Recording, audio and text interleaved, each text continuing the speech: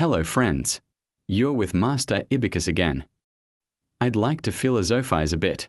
Winter is just around the corner. New Year's is coming soon.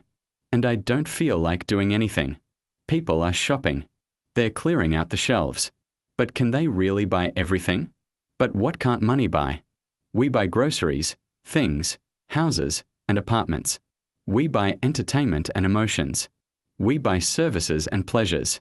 We buy with money or exchange things. What can't we buy? Tenderness can be bought and sold.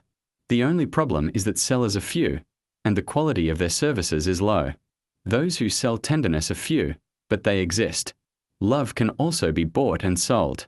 Again, good sellers of this commodity are few in the market. Maternal love, the love of children for their parents, can also be moneized. These types of love are only powerful when they are mutual. One-sided love in this category of relationships is no longer love, but a duty or a habit.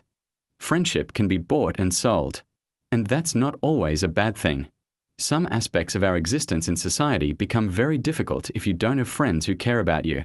Everything has its price and value. There is only one thing in this world that money can't buy. It can't be traded or sold. That is sincerity. The sincerity of our attitude towards someone is invaluable. The sincerity of our actions and words. This is something that cannot be faked, because fake sincerity is no longer sincerity, but deception.